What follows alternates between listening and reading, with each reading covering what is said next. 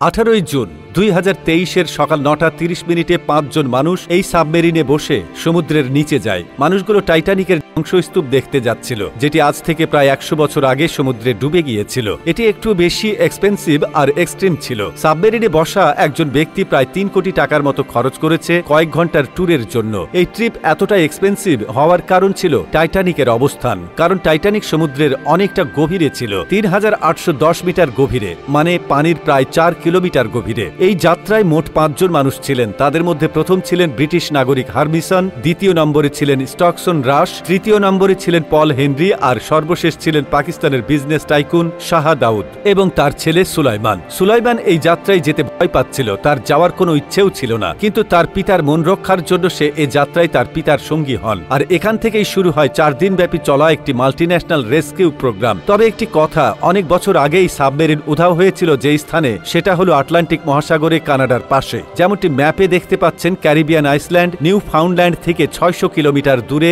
এই স্থানে সমুদ্রের নিচে টাইটানিকের ধ্বংসস্তূপ পড়েছিল। আসলে টাইটান একটা সাবমেরিন না, এটি একটি সাবমার্সিবল যান ছিল। দুটি জিনিস শুনতে একরকম হলেও এরা একে অপরের থেকে ভিন্ন। সাবমেরিনের নিজস্ব পাওয়ার থাকে, সাবমেরিন নিজে থেকে সমুদ্রের গভীরে যেতে পারে এবং বাইরেও আসতে পারে, কিন্তু সাবমার্সিবল নিজস্ব পাওয়ার নেয়। সাবমার্সিবলের পানির ভেতরে যাওয়ার জন্য, পানির ভেতর থেকে বাইরে আসার জন্য আলাদা সাপোর্ট শিপের দরকার হয়, একটা শিপ যা পানির উপরে অবস্থান করে এবং সবকিছুই নিয়ন্ত্রণ করে। তাছাড়া টাইটানের ডিজাইন করা হয়েছিল পানির 4000 মিটার গভীরে যাওয়ার জন্য, মানে 4 কিলোমিটার পানির স্তর। এটি কতটা গভীর তা নিশ্চয়ই এই চার্টের মাধ্যমে আন্দাজ করতে পারছেন। মানুষের উচ্চতা হয় 6 ফিট। টাইটানিক যে বরফের পাহাড়ের সাথে ধাক্কা খেয়েছিল সেটা পানির উপরে 100 ফুটের মতো ছিল, এবং তার চেয়েও অনেক অনেক বেশি পানির নিচে তার অবস্থান ছিল, যেখানে বড় দানবাকৃতি স্কুইডরা থাকে, এবং আরো ভেতরে গেলে একটি মিডনাইট শুরু হয়, যেখানে কোনো প্রকার আলো পৌঁছাতে পারে না। সব দিক শুধু অন্ধকার। পানির তাপমাত্রা এখানে 4 ডিগ্রি সেলসিয়াস পর্যন্ত